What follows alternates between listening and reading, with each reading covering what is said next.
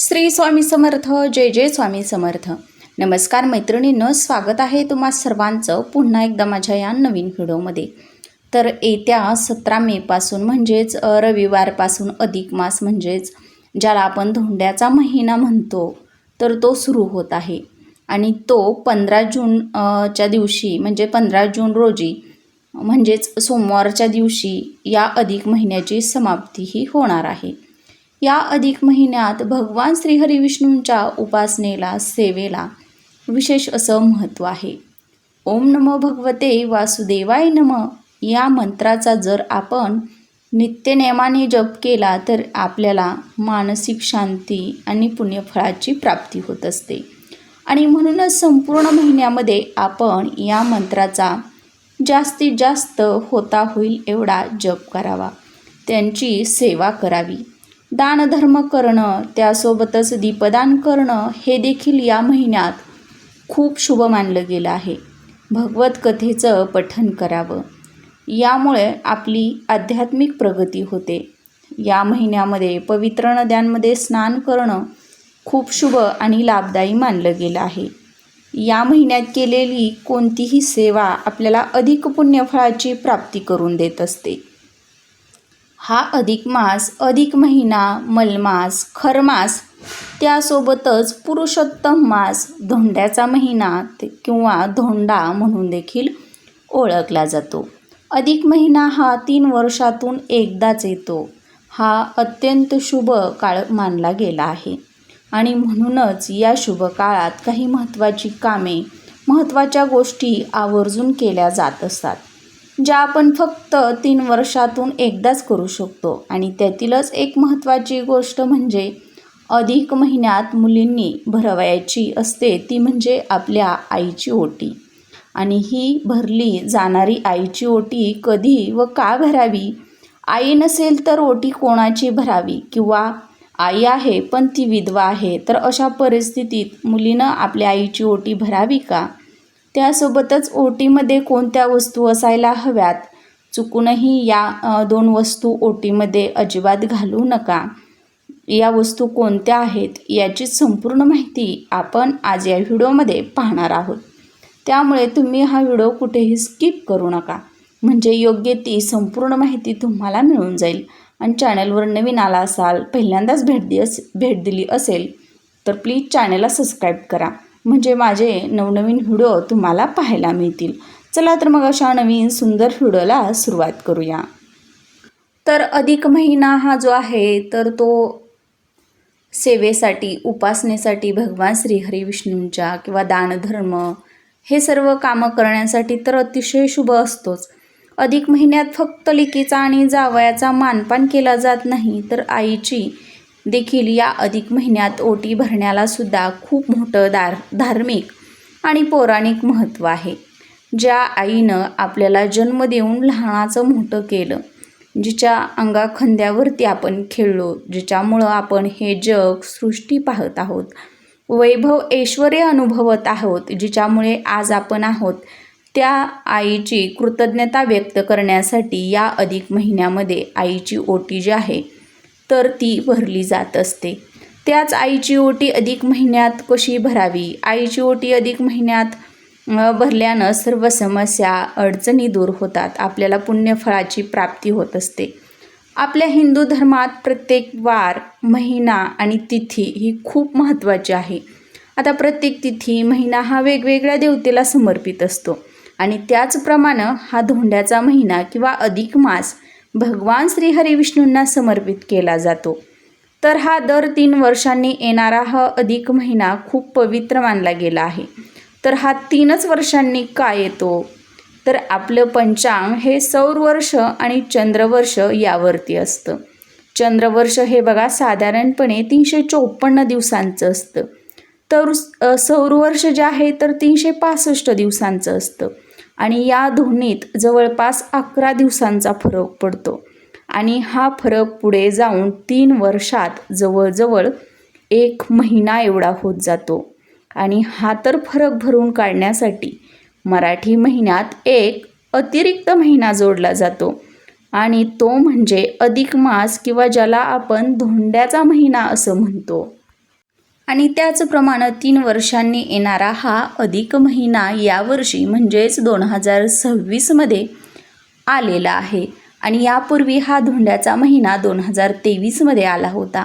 आणि यंदा 2026मध्ये येणारा हा अधिक मास 17 मेपासून सुरू होत आहे आणि त्याची समाप्ती 16 जूनला असणार आहे. ज्येष्ठ हा मराठी महिना 2 वेळा असणार आहे. धोंडा म्हणजे दगड. पूर्वीच्या काळी या महिन्यात कोणतंही शुभकार्य केलं जात नसे, त्यामुळे हा महिना निरुपयोगी मानला जात होता.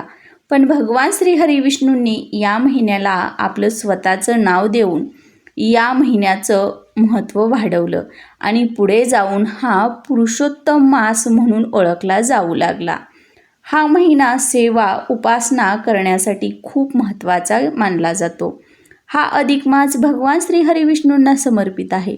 या महिन्यात लेक जावयाचा मानपान केला जातो. ही परंपरा आपल्याकडे फार पूर्वीपासून चालत आलेली आहे आणि ती आजही आपल्याकडे आदराने किंवा एक संस्कृती म्हणून जपली जात आहे.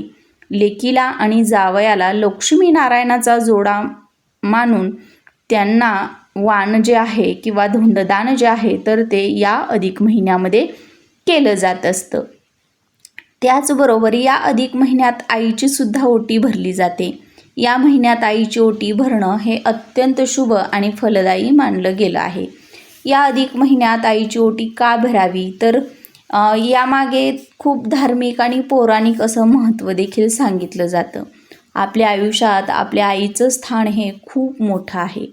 एक म्हण आहे बघा, स्वामी तिन्ही जगाचा आई विना भिकारी. म्हणजे आपल्याकडे कितीही संपत्ती असू द्या, पण जर आपल्याकडे आईच नसेल तर ती संपूर्ण व्यर्थ आहे. पण आपण रोजच्या आयुष्यात तिच्यासाठी काही करतो का विशेष असं तर करत नाही किंवा एरवी म्हणजे केलं जात नाही. आई ज्या असते तर ती आपली पहिली गुरु मानली जात असते. अधिक महिना हा बघा कृतज्ञता प्रेम व्यक्त करण्याचा महिना मानला जात असतो.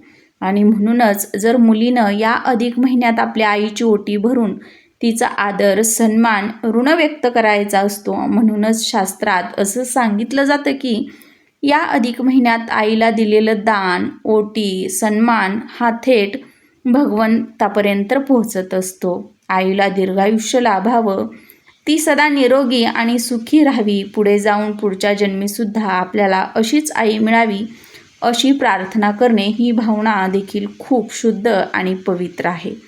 आईची ओटी कोणी भरावी असा प्रश्न सर्वच मुलींना पडतो. तर विवाहित मुली असतील किंवा अविवाहित मुली असतील तर त्या कोणीही आपल्या आईची ओटी भरू शकतात. अधिक महिन्यात ओटी कधी भरावी तर अधिक महिना सुरू झाल्यापासून ते अधिक महिना संपेपर्यंत कोणत्याही दिवशी आपण आपल्या आईची ओटी भरली तरीही चालते. असा कोणताही ठरलेला काळ किंवा वार किंवा शुभमुहूर्त यासाठी नसतो. पण जर तुम्हाला शक्य झालंच तर मंगळवारच्या दिवशी किंवा शुक्रवारच्या दिवशी ओटी भरणं अतिशय शुभ राहील, कारण की हा देवीच्या उपासनेचा वार आहे. आणि शेवट बघा जी आपली आई असते तर ती एक आपल्यासाठी एक देवीच असते. आणि शेवटी बघा कोणताही म्हणजे काम करण्यामागं किंवा कोणतंही शुभकार्यामागं करण्यामागं जी आपली जी भावना आहे तर ती सर्वात महत्त्वाची असते बघा. शेवटी वेळ ही महत्त्वाची नसते तर आपली भावना ही खूप महत्त्वाची आहे.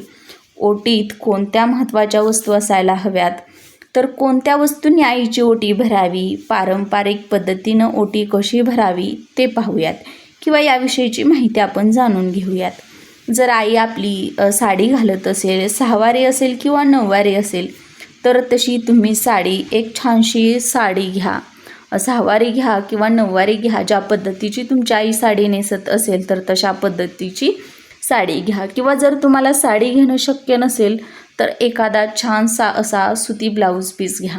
त्यानंतरनं तांदूळ, पाणी असलेला नारळ, सुकामेवा घ्या. आणि त्यामध्ये बघा सुकामेवा जो असतो तर त्यामध्ये 33 बदाम, 33 खारीक, 33 खोबऱ्याचे तुकडे जे असतात तर या वस्तू ज्या आहेत तर त्या घ्यायला हव्यात.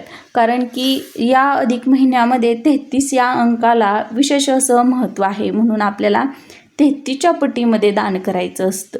सौभाग्याच्या सर्व वस्तू आपल्याला घ्यायच्या आहेत. त्यामध्ये हळदी, कुंकू, कंगवा, हिरव्या बांगड्या, मेहंदीचा कोन, टिकली, 33 अनारसे, 33 सुपाऱ्या या ज्या वस्तू आहेत तर त्या घ्या आणि आपल्या आईला आपल्या समोर पाटावरती बसवा, हळदी कुंकू लावा. त्यानंतर तांदूळ सुकामेवा घालून ओटी भरून घ्या, साडी खण द्या, आईला नमस्कार करा.